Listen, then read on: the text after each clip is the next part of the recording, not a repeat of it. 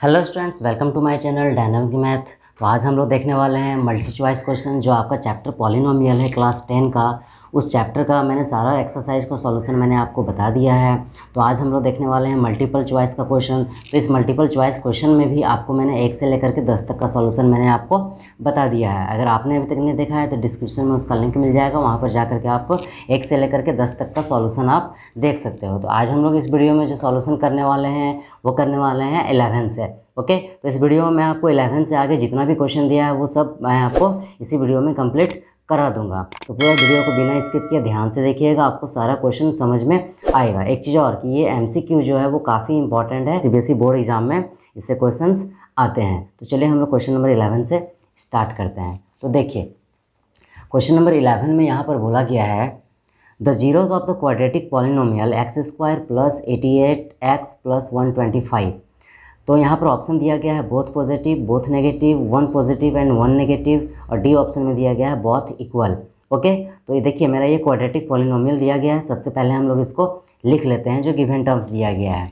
तो देखिए यहाँ पर क्या होगा, पी ऑफ एक्स दिया गया है, पी ऑफ एक्स दिया गया है। तो पी ऑफ एक्स में दिया गया 5। तो देखिए एक्स स्क्वायर ये भी पॉजिटिव में है, 88x ये भी पॉजिटिव में है, और कांस्टेंट टर्म भी मेरा किस में है, पॉजिटिव में है। तो ऑल टर्म्स जब पॉजिटिव में होगा तो मेरा ऑप्शन हमेशा जो है वो बोथ नेगेटिव होगा। हमेशा इसको आप याद रखिएगा, बोथ नेगेटिव, बोथ नेगेटिव। तो बोथ नेगेटिव जो है वो आपका ऑप्शन नंबर बी में है, तो बी इसका करेक्ट आंसर हो जाएगा। याद रखिएगा, जब ऑल पॉजिटिव होगा तो बोथ नेगेटिव हमेशा आंसर होता है, ये आप हमेशा याद रखिएगा। तो ये इसका आंसर हो गया है। एमसीक्यू क्वेश्चन है, छोटा था। चलिए क्वेश्चन नंबर 12 को हम लोग देखते हैं। तो देखिए यहाँ पर क्वेश्चन नंबर 12 में क्या बोला गया है। तो क्वेश्चन नंबर 12 में यहाँ पर बोला गया है if alpha and beta are the zeros, alpha और बीटा जो है वो जीरोज़ है किसका, x square plus 5x plus 8 का।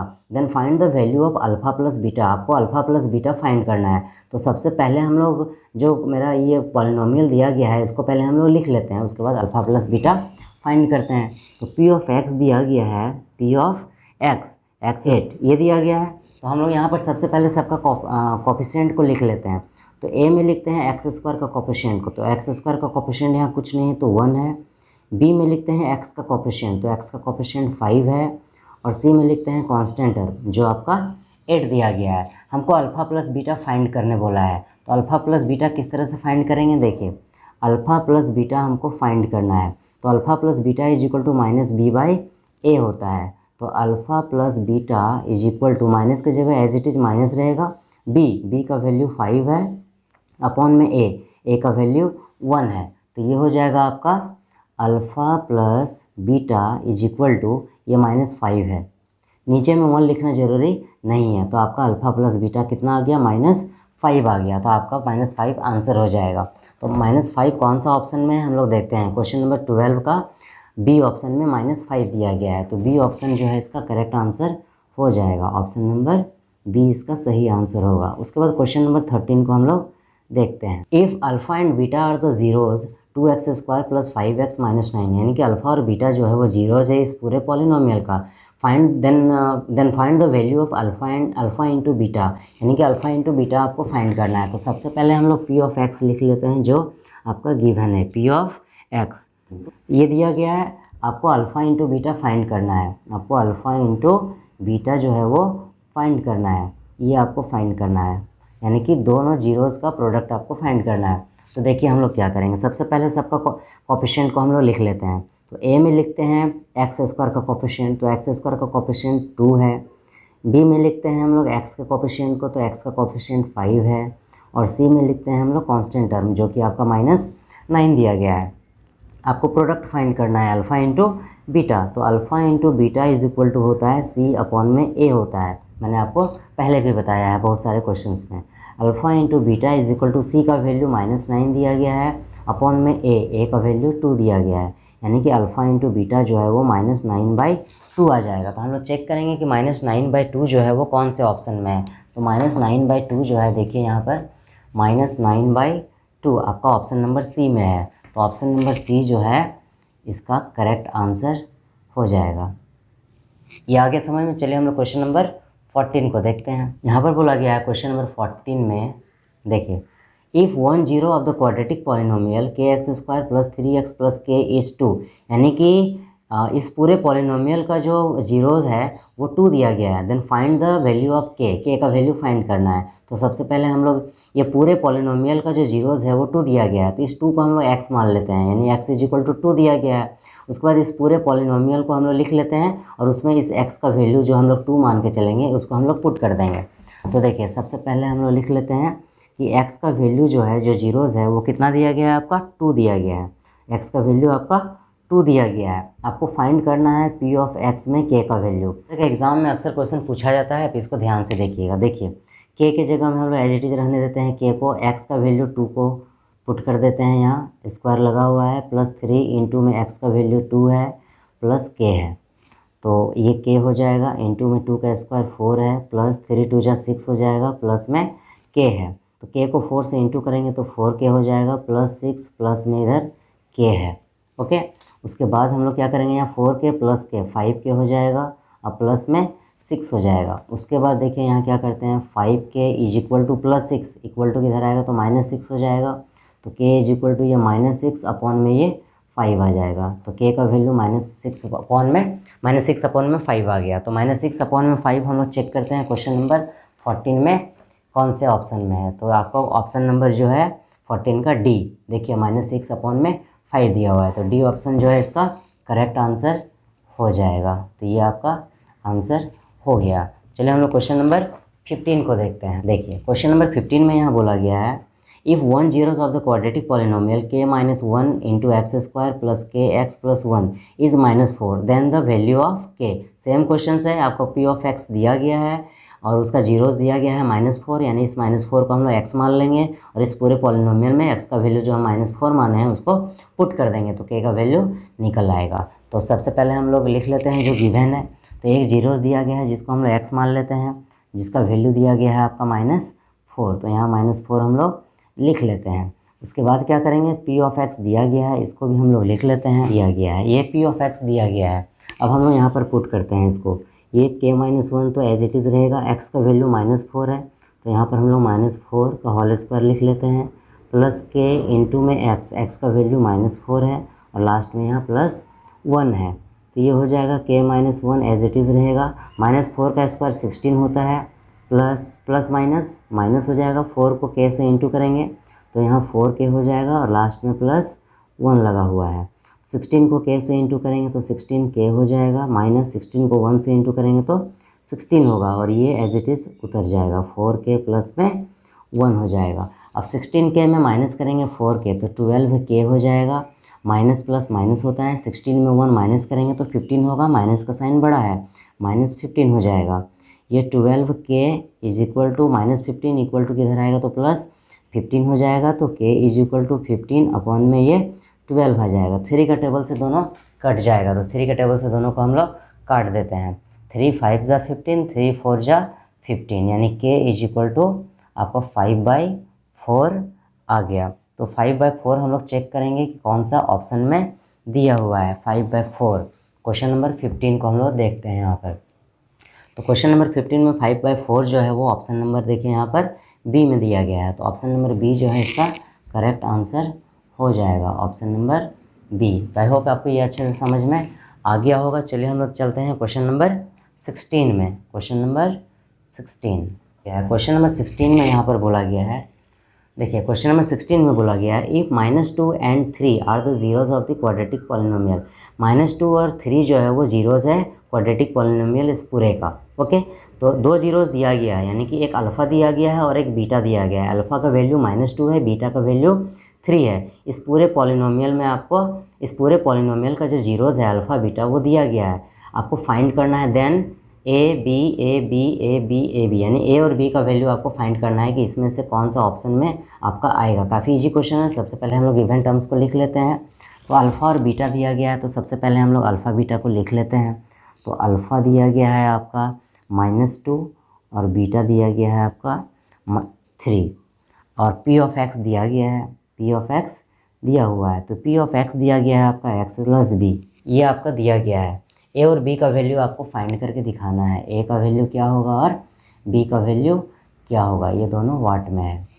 ओके, तो देखिए यहाँ पर क्या करते हैं, सबसे पहले ये जो क्वाड्रेटिक पॉलिनोमियल दिया गया है इसका कोफिशिएंट को हम लोग लिख लेते हैं। तो ए में हम लोग एक्स स्क्वायर का कोफिशिएंट को लिखते हैं। तो एक्स स्क्वायर का कोफिशिएंट यहाँ कुछ नहीं है तो 1 है, तो 1 लिखते हैं।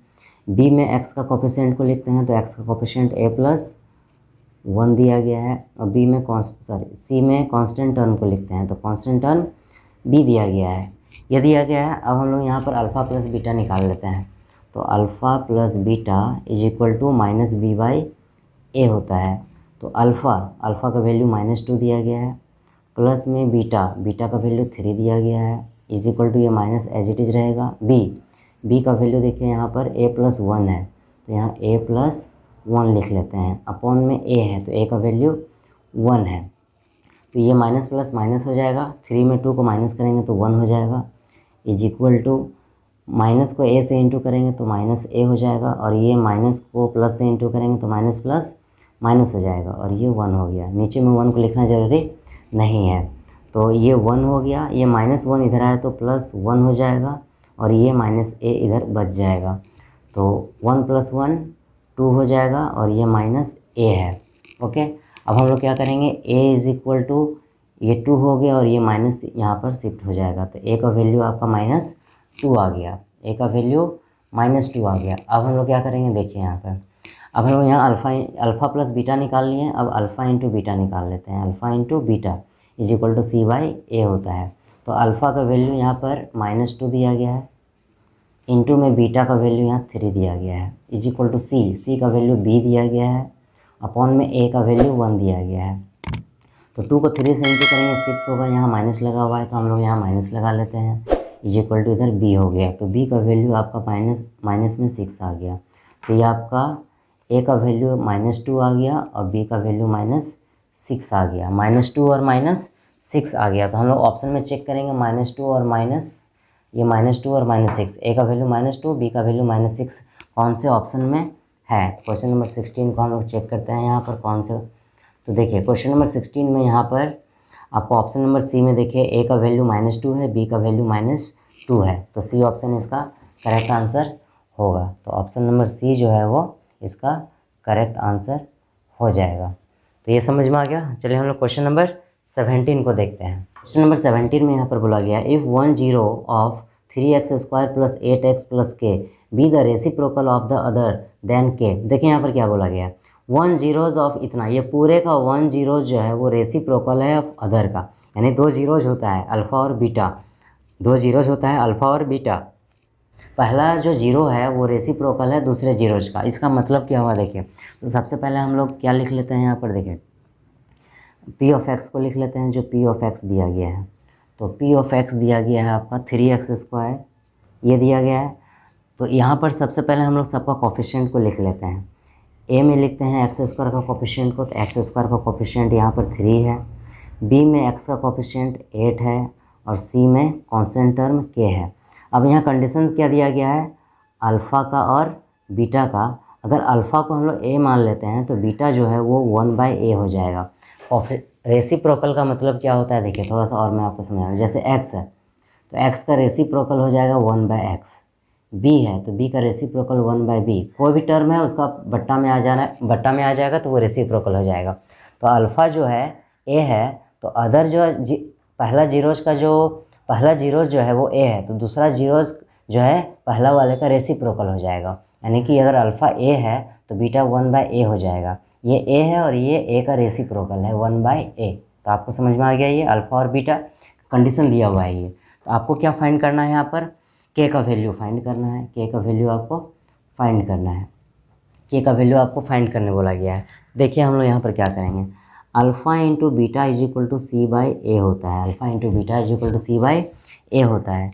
तो अल्फ़ा का वैल्यू यहाँ पर a दिया गया है, इंटू में यहाँ पर इंटू है बीटा का वैल्यू 1/a है, चूँकि पहला जो है अदर का रेसिप्रोकल है, इज इक्वल टू c का वैल्यू k है, अपॉन में a का वैल्यू 3 है। तो a से a कट जाएगा तो यहाँ पर 1 बचेगा, यहाँ बाई में कुछ नहीं तो 1 लिख लेते हैं, इधर k/3 हो गया। अब यहाँ पर हम लोग क्रॉस मल्टीप्लाई कर लेते हैं। तो k को 1 से इंटू करेंगे तो k हो जाएगा, और 3 को 1 से इंटू करेंगे तो 3 होगा। तो ये आपका आंसर हो गया। तो हम लोग चेक करते हैं कि k का वैल्यू 3 जो है वो कौन से ऑप्शन में है।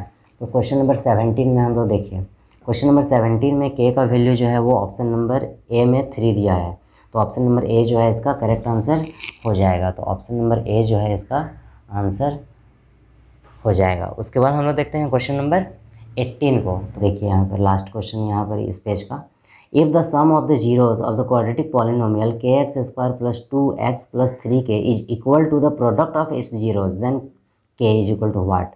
यानी कि सम ऑफ, ये मेरा पॉलिनोमियल दिया गया है पी ऑफ एक्स, तो ये पी ऑफ, यहाँ पर सम ऑफ जीरोज जो है वो प्रोडक्ट ऑफ जीरोज के इक्वल है इस पॉलिनोमियल का। ध्यान से देखिएगा, सम ऑफ जीरोज जो है वो इक्वल है प्रोडक्ट ऑफ जीरोज के इस पॉलिनोमियल का। तो आपको के का वैल्यू फाइंड करना है। तो सबसे पहले हम लोग पी ऑफ एक्स जो गिवन है उसको हम लोग लिख लेते हैं यहाँ पर।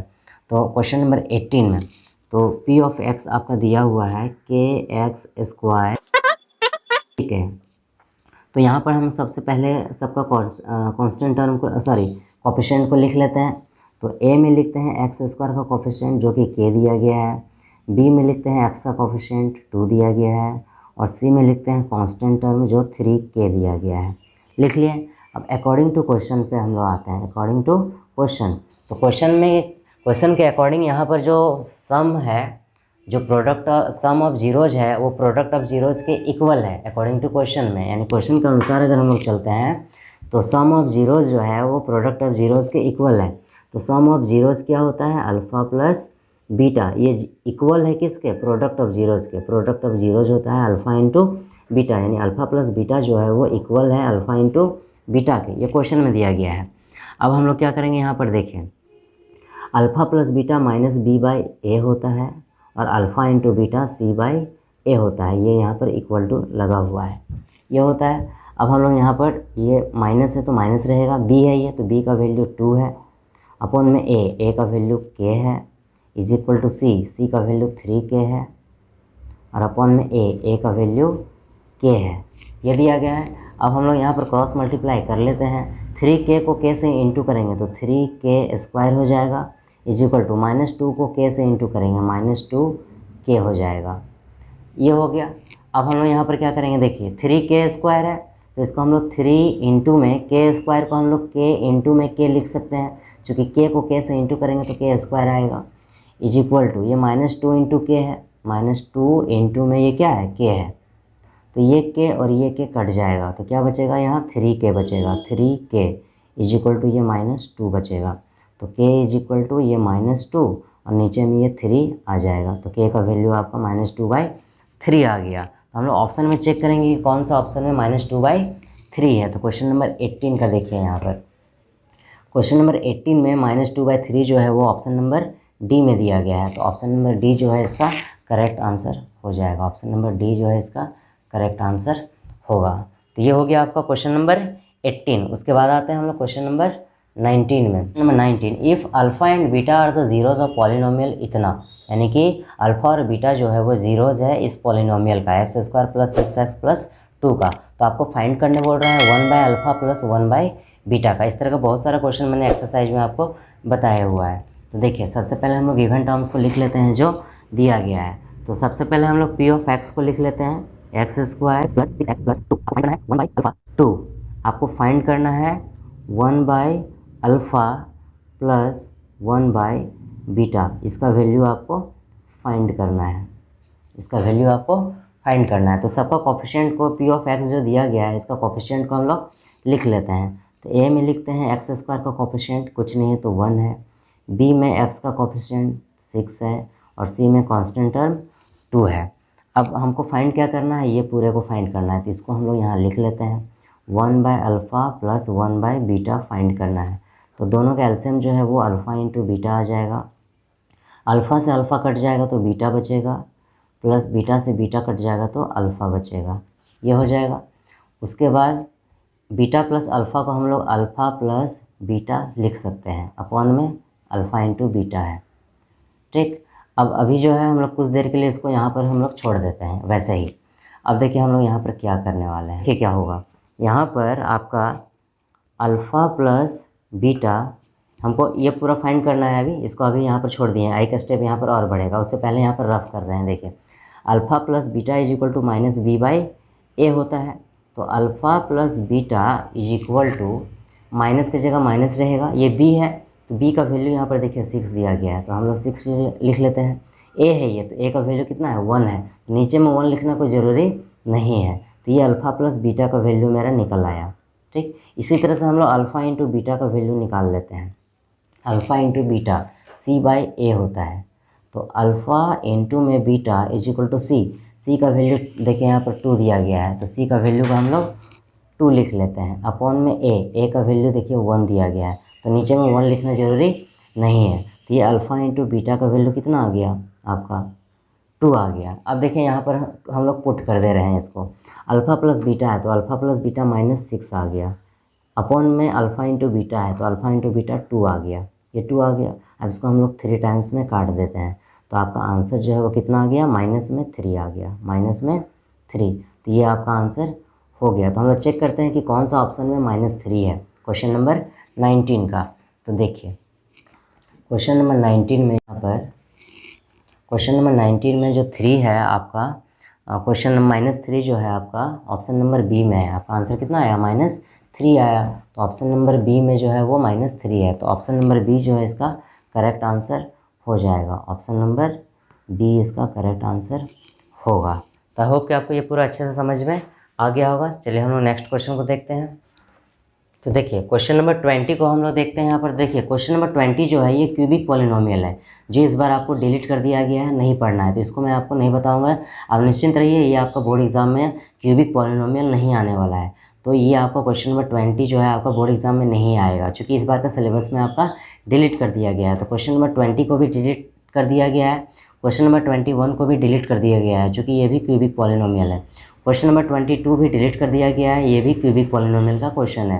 क्वेश्चन नंबर 23 भी डिलीट कर दिया गया है, ये भी क्यूबिक पॉलिनोमियल का क्वेश्चन है। 24 भी डिलीट कर दिया गया है, ये भी क्यूबिक पॉलिनोमियल है। 25 भी डिलीट है, ये भी क्यूबिक पॉलिनोमियल है। क्यूबिक पॉलिनोमियल का जो टॉपिक है वो इस बार डिलीट है।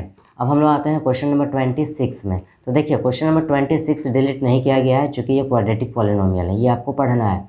तो क्वेश्चन नंबर 26 क्या है, देखिए if alpha and beta be the zeros of the polynomial 2x² + 5x + k such that alpha square plus beta square plus alpha into beta is equal to 21/4 then के।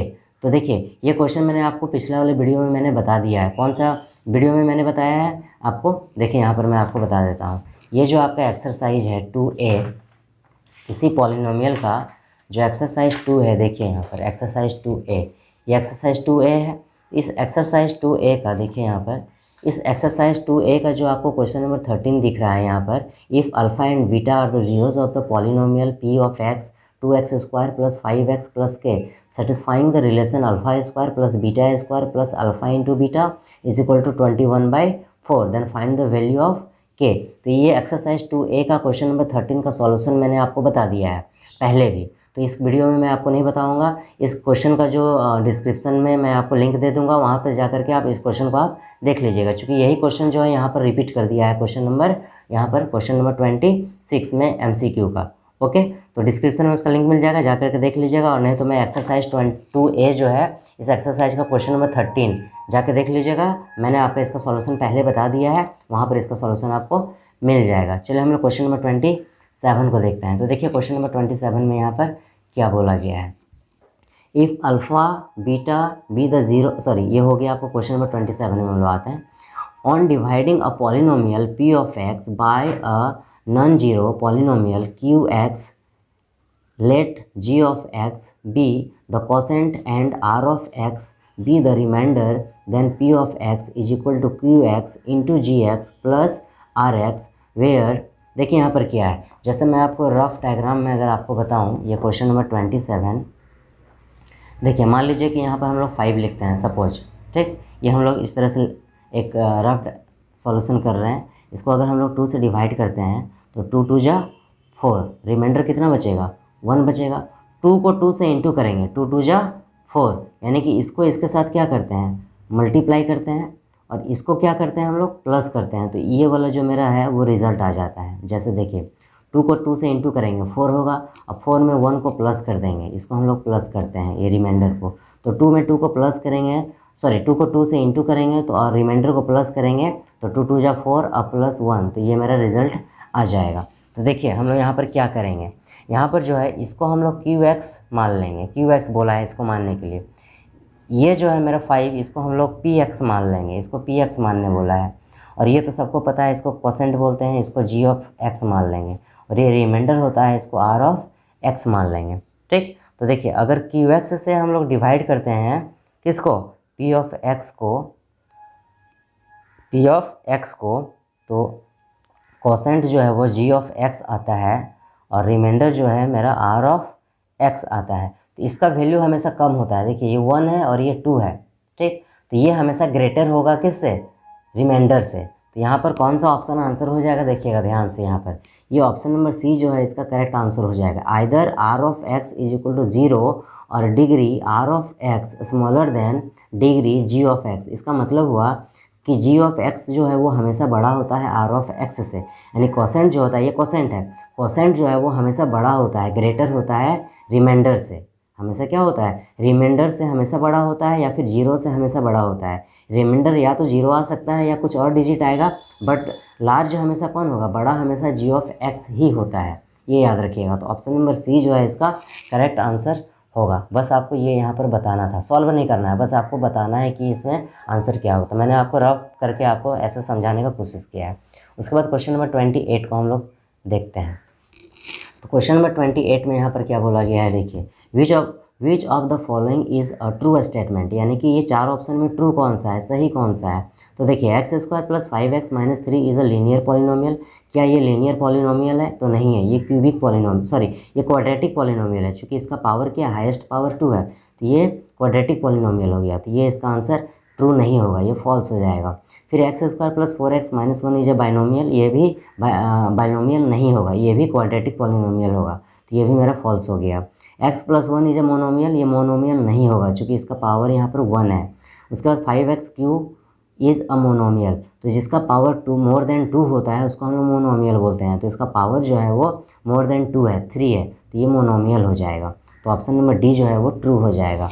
Option number D जो है इसका true होगा, इसका क्या हो जाएगा, true हो जाएगा। ऑप्शन नंबर डी जो है इसका करेक्ट आंसर हो जाएगा। आई होप कि आपको पूरा ये अच्छे से समझ में आ गया होगा।